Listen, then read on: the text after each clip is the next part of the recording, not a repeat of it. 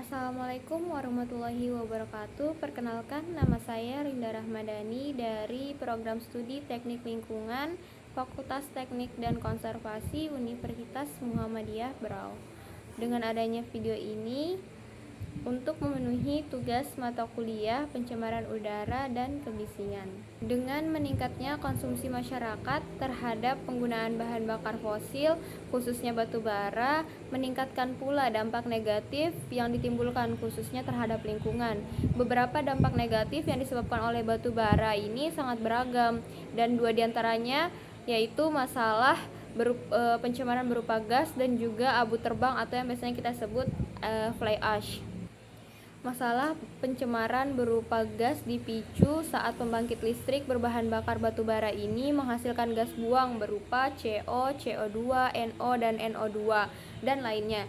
Gas buang yang dihasilkan tersebut beracun sehingga bisa menimbulkan berbagai macam penyakit pada manusia, bahkan bisa menimbulkan kematian dan juga berdampak merusak lapisan ozon sehingga menyebabkan ketidakseimbangan ekosistem bumi.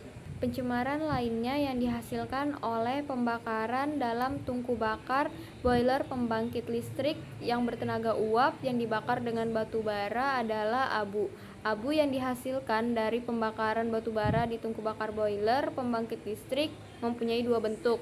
Yang pertama, abu terbang atau fly ash, yang kedua, abu dasar atau bottom ash. Bottom ash adalah abu yang jatuh secara langsung ke dasar tungku yang disebabkan oleh bobotnya sendiri atau gravitasi. Sementara abu terbang bersama-sama dengan gas cerobong dihisap oleh fan pembuang atau yang disebut dengan exhaust fan. Karena salah satu dari pencemaran udara yang berbahaya dipicu oleh fly ash, maka sebelum abu terbang bersama-sama dengan gas cerobong keluar ke udara, mereka harus dikendalikan oleh kontrol polusi udara agar dampak negatif seperti beragam penyakit yang ditimbulkan pada manusia dapat diminimalisir. Untuk mengontrol polusi udara, ada beberapa jenis alat yang bisa digunakan seperti gravity settling chamber, cyclone, electrostatic precipitator, dan fabric filter. Untuk gravity settling chamber adalah alat pengendali partikulat pertama yang sering dipakai untuk menurunkan emisi debu. Saat ini sudah jarang dipakai karena tingkat efisiensinya yang rendah untuk partikel berukuran kecil. Pada prinsipnya, partikulat dalam gravity settling chamber yaitu gas yang mengandung partikulat dialirkan melalui suatu ruang yang bernama chamber dengan kecepatan rendah sehingga memberikan waktu yang cukup bagi partikulat untuk mengendap secara gravitasi ke bagian pengumpul debu atau dust collecting hoppers. Pada alat gravity settling chamber ini memiliki kelebihan dan juga kekurangan. Untuk kelebihannya itu sendiri, dia memiliki modal yang rendah, desain alat yang cukup sederhana dan mudah untuk dibuat konstruksinya. Selain itu, pemeliharaannya yang mudah dan juga pemeliharaannya yang sangat rendah. Dan untuk kekurangannya itu sendiri, alat ini memiliki ukuran yang sangat besar dan membutuhkan lahan yang luas. Harus dibersihkan secara manual dalam interval waktu tertentu. Hanya efektif menyisihkan partikel yang berukuran besar seperti 50 mikrometer. Selanjutnya ada siklon. Siklon adalah suatu peralatan mekanis yang digunakan untuk menyisihkan partikel dengan ukuran relatif besar dari suatu aliran gas. Memiliki bentuk yang khas, dapat ditempatkan di atap dari suatu instalasi atau di samping bangunan. Siklon digunakan sebagai precleaner, didesain untuk menyisihkan lebih dari 80% kandungan partikel yang berdiameter lebih dari 10 mikron. Prinsipnya penyisihan siklon yaitu aliran gas bermuatan partikel memasuki siklon dan bergerak ke bawah akibat gaya sentrifugal dan gaya inersia dengan aliran berbentuk spiral. Sedangkan partikel berukuran tertentu terlempar keluar aliran spiral dan berbenturan dengan dinding siklon, lalu terendapkan pada bagian dasar siklon.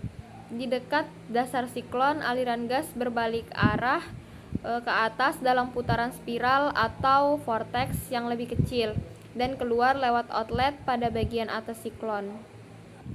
Untuk siklon ini memiliki kelebihan dan juga kekurangan, dan untuk kelebihannya memiliki capital cost yang rendah, peralatan relatif sederhana, dapat dioperasikan pada temperatur tinggi, kemudian pemeliharaannya yang mudah, dan merupakan sistem pengumpul yang kering. Kemudian kebutuhan lahan yang relatif tidak luas, dan untuk kekurangannya memiliki efisiensi yang rendah, terutama untuk partikel yang sangat kecil, dan biaya operasinya yang tinggi karena tingginya pressure drop. Selanjutnya ada elektrostatik presipitator. Alat ini adalah pengendali pencemar partikulat yang didasari pada konsep presipitasi akibat gaya elektrostatik. Sangat efektif sebagai pengendali partikulat yang berukuran kurang dari 10 mikron. Cara kerja dari elektrostatik presipitator ini adalah yang pertama, melewatkan gas buang melalui suatu medan listrik yang terbentuk antara elektrode dan kolektor plat. Flue gas yang mengandung butiran debu pada awalnya bermuatan netral dan pada saat melewati medan listrik, partikel debu tersebut akan terionisasi sehingga partikel debu tersebut menjadi bermuatan negatif. Kedua, partikel debu yang sekarang bermuatan negatif kemudian menempel pada plat-plat pengumpul.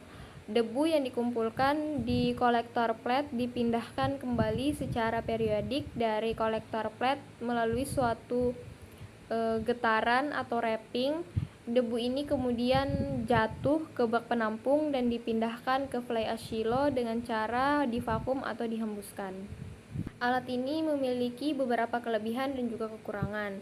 Untuk kelebihannya yaitu efisiensi penyisihan partikel yang sangat tinggi, mampu menyisihkan partikel berukuran kecil, dapat menangani debit aliran gas besar dengan kehilangan tekan yang rendah, dapat digunakan untuk pengumpul sistem kering bagi materi yang bernilai atau pengumpul sistem basah untuk FAM atau MIS. Selanjutnya, dapat didesain aliran gas dengan temperatur cukup tinggi, biaya operasinya rendah, kemudian kecuali untuk efisiensi yang sangat tinggi. Kemudian ada kekurangannya. Kekurangannya capital cost-nya sangat tinggi, hanya menyisihkan partikulat dan tidak menyisihkan pencemar dalam bentuk gas. Kemudian tidak terlalu fleksibel. Selain itu juga memerlukan lahan yang luas, tidak dapat digunakan untuk partikel yang memiliki resisitivitas elektrik yang terlalu tinggi atau terlalu rendah.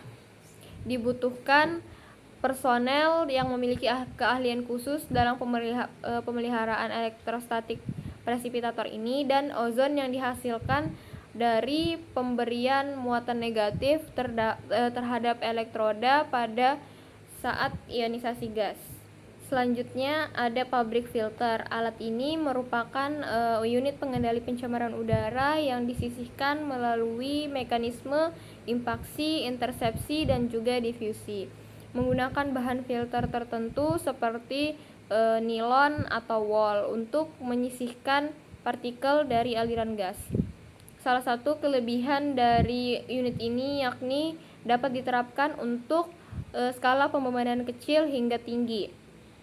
Alat ini umum digunakan untuk di industri carbon black atau juga semen, serta industri lain yang menangani powder-powder yang jika dibiarkan akan menyebabkan pencemaran lingkungan.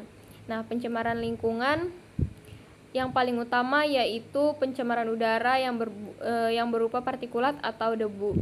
Mengingat debu yang dihasilkan oleh pabrik semen sebenarnya merupakan produk juga, hanya saja dia belum sempurna.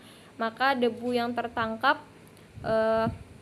di alat pengendali partikulat akan dikembalikan lagi ke proses hingga diperoleh produk dengan kehalusan yang sesuai. Sedangkan untuk pencemaran air dan tanah itu tidak terlalu berdampak pada lingkungan. Alat ini memiliki beberapa kelebihan dan juga kekurangan. Untuk kelebihannya, efisiensi penyisihan partikulat yang sangat tinggi, baik partikel kasar maupun halus, bahkan sangat halus. Kemudian relatif tidak sensitif terhadap pertumbuhan aliran gas. Efisiensi dan kehilangan tekan relatif tidak dipengaruhi oleh jumlah muatan partikel pada inlet. Dan yang ketiga, bahan yang terkumpul dapat direcovery untuk digunakan kembali pada proses atau dibuang. Yang keempat, tidak dihasilkan air buangan. Selanjutnya, untuk kekurangannya sendiri, partikulat tertentu memerlukan pengolahan khusus untuk mengurangi terjadinya rembesan partikel pada filter. Dan yang kedua, konsentrasi filter pada kolektor dapat memicu terjadinya kebakaran atau bahaya ledakan. Ketiga, relatif memerlukan biaya pemeliharaannya yang sangat tinggi. Umur kain saring dapat menjadi pendek akibat temperatur tinggi dan adanya partikulat yang bersifat alkali.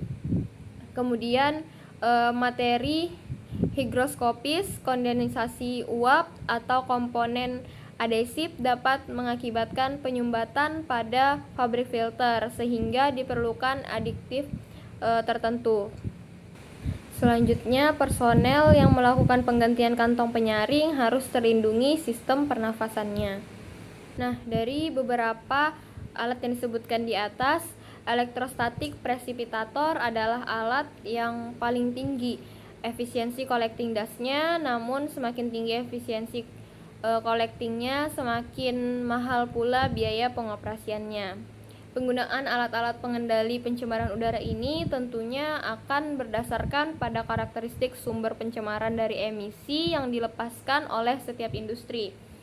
Jadi sebelum menentukan alat apa yang akan digunakan untuk mengendalikan pencemaran udara, diperlukan identifikasi sumber-sumber pencemaran udara dan karakteristik yang dimiliki oleh sumber pencemaran udara tersebut.